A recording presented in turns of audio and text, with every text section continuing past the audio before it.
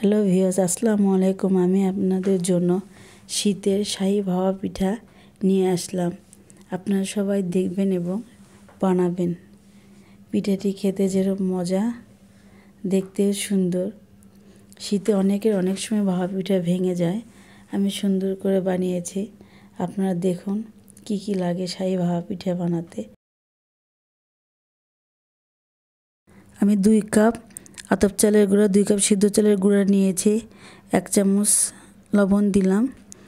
তারপর আমি কিশমিশ বাদাম দিয়ে গুঁড়া দুধ দিয়ে মাখিয়ে নিয়েছি, নারিকেল নিয়েছি, খেজুরের গুড় নিয়েছি। আমি এখানে 1 কাপ পানি নিয়েছি। 1 কাপ পানি আস্তে আস্তে চালের গুঁড়ার মধ্যে দিয়ে পুরোটা চালের গুঁড়া আস্তে আস্তে দিয়েছি এবং মাখিয়েছি। চালের গুঁড়িটা যেন সম্পূর্ণ পানি আস্তে আস্তে শুষে নেয়। আপনারা অল্প অল্প করে ছিটিয়ে দিবেন এবং হাত দিয়ে মাখবেন, ঝুরে ঝুরে করে মাখবেন, যাতে সম্পূর্ণ পানিটা চালের গুঁড়ার সাথে মিশে যায় এবং সুন্দর ঝুরঝা ঝুরা হয়। আস্তে আস্তে আপনারা অল্প অল্প করে পানি দিবেন এবং চালটা মাখবেন।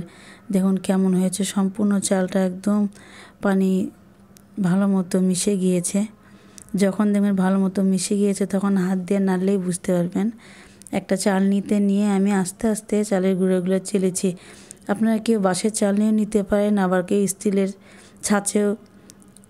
ছাঁচনিতেও আপনারা চেলে নিতে পারেন।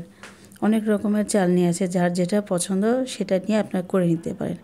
আমি একটি স্টিলের পাতিল নিয়ে তাতে হাফ পাতিল পানি দিয়ে একটি মাটির ঢাকনা ছিদ্র করে নিয়েছি এবং কিছু গমের আটা গুলিয়ে চতুর্দিকে গড়ে দিয়েছি। আপনারা একটা নিয়ে তাতে করে বানাবেন।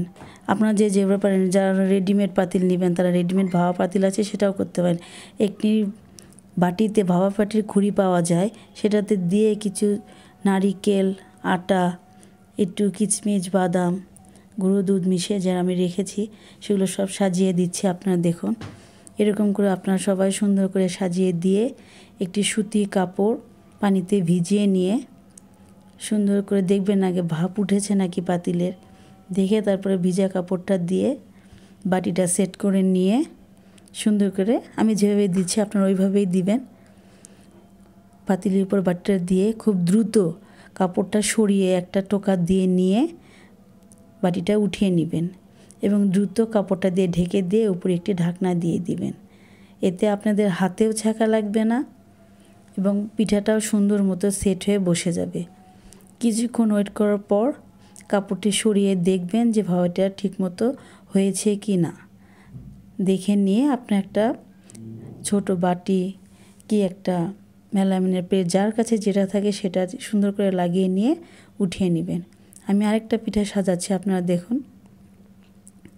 প্রথমে এটাতে একটু কিছু গুড় দিবেন, তারপর কিছু নারিকেল এবং শাহী ভাপা পিঠার জন্য আমি যে দুধ দিয়ে গুঁড়ো দুধ এবং বাদাম কিশমিশ দিয়ে নিয়েছি ওটা একটু দিয়ে তাতে আবার চালের গুঁড়ি দিয়ে সুন্দর করে আপনারা চতুর্দিক দিয়ে হাতটা দিয়ে সুন্দর করে সেট করে নেবেন। আমি এরকম 2টা কাপড় রেখেছি,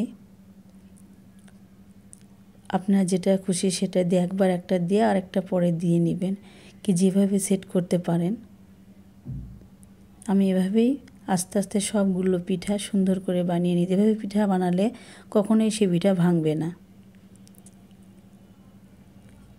দেখুন আমি কিভাবে বানাচ্ছি, আপনারা সবাই বাসায় এভাবে ট্রাই করবেন, দেখবেন আপনাদের পিঠাও সুন্দর পারফেক্টভাবে হয়ে যাবে। একটা পিঠাও ভাঙবে না, কি কোনো কিছু হবে না এবং হাতেও ছ্যাঁকা লাগবে না। অনেক সময় অনেকের ভাপা পিঠা উঠাতে ভেঙে যায়। দেখুন পিঠেগুলো কত সুন্দর পারফেক্ট সুন্দর হয়েছে, দেখতে যেরকম সুন্দর হয়েছে খেতেও ভারী মজা।